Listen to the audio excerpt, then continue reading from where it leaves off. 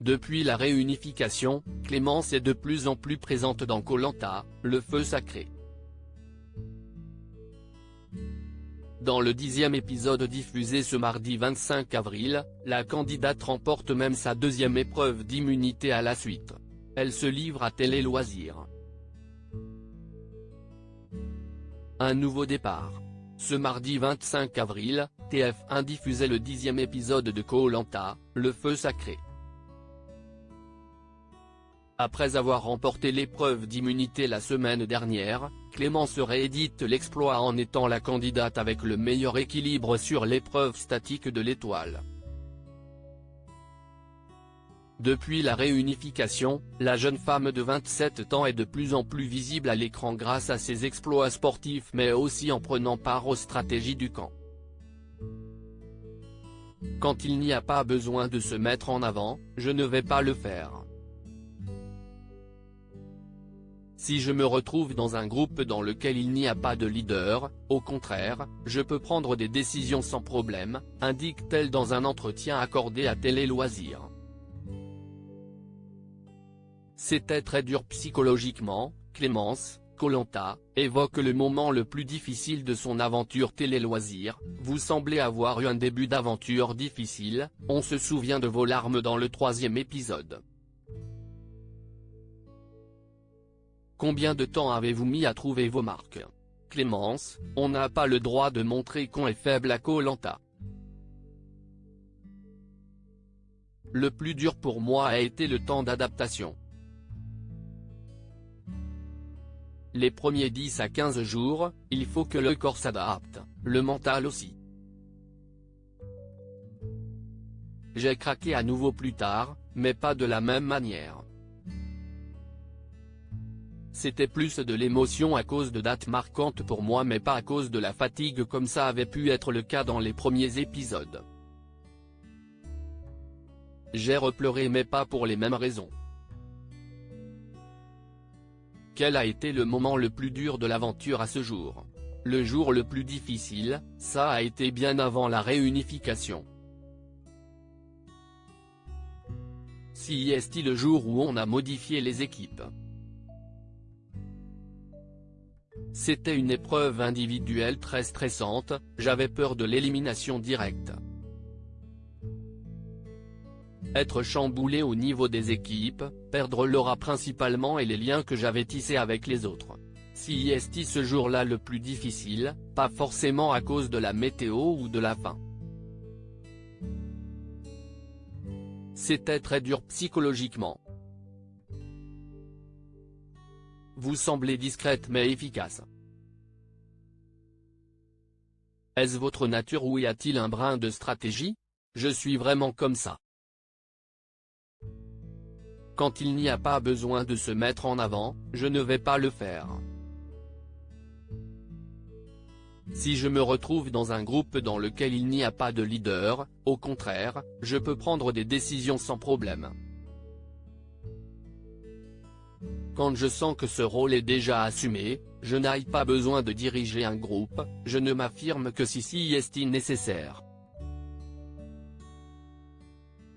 Si est pour ça que j'étais assez discrète, il y avait quand même des personnalités assez fortes qui prenaient le groupe en main. Je n'avais pas envie d'avoir ce rôle-là. Koh Lanta 2023, Clémence assure qu'il n'y avait pas d'appréhension autour de l'alliance de Frédéric, Nicolas, Quentin et Gilles qui sont vos alliés? Au moment de la réunification, ma principale alliée reste encore et toujours Laura, malgré notre séparation à la suite du remaniement des équipes. Mon autre allié serait Elena avec qui j'ai noué un vrai lien dans la deuxième partie du jeu en équipe. Ce sont vraiment deux alliées féminines. En second plan, je dirais Frédéric et Quentin. Y a-t-il une tentation de girl power? On ne se pose pas cette question. Vu comment s'est passée la première partie du jeu avec le remaniement des équipes, on essayait plus de comprendre les stratégies et les affinités qui s'étaient créées pour essayer de trouver un chemin tout tracé.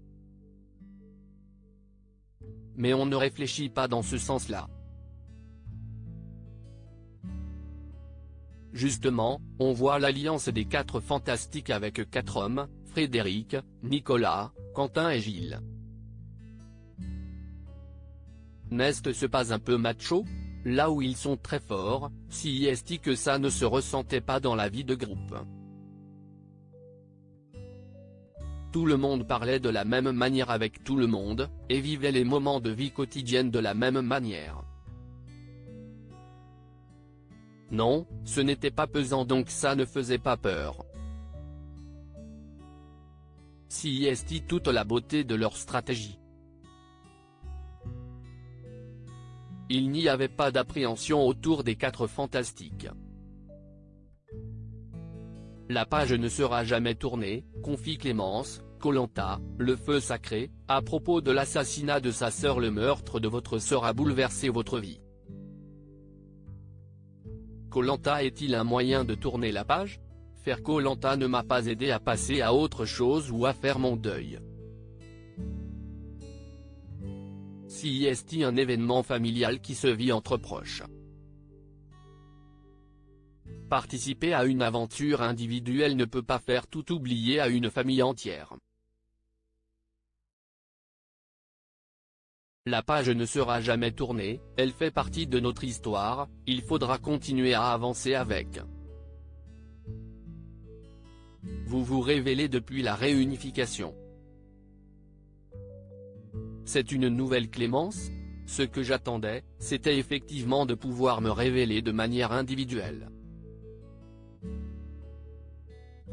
Dans un groupe, j'ai tendance à me mettre là où je fais le moins de bruit. Je m'adapte. Là, je n'ai besoin de personne d'autre, je ne réfléchis plus en termes de groupe, donc la réunification m'a libéré. D'autant plus que vous avez gagné la première épreuve d'immunité. Énorme satisfaction? C'était grandiose. Gagner la première immunité de la réunification, c'était un rêve. Si est juste sacré, ça marque vraiment les esprits. Ce qui m'étonne encore aujourd'hui, si est qu'au moment où je gagne, je n'explose pas de joie.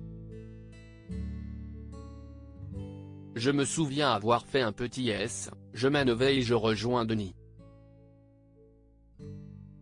Je suis toujours dans la discrétion. Ça reste un moment magique et je m'en souviendrai toujours. Selon vous, quel est l'aventurier le plus redoutable? Je dirais que ça reste celui que je trouvais le plus redoutable depuis le début du jeu, Nicolas. Il a fait une forte impression dès le début avec le parcours du combattant et le talisman du feu sacré. Il dirigeait son équipe jaune de manière calme et posée. Sur les épreuves, il arrivait à les cadrer et les canaliser comme un bon chef de rang. Si est celui qui a le plus de capacité et de polyvalence. Dieu sait à quel point si est important dans Koh-Lanta. À lire aussi pas vu à la télé dans Koh-Lanta. Grâce dévoile les coulisses de son abandon, j'ai demandé à parler à la production.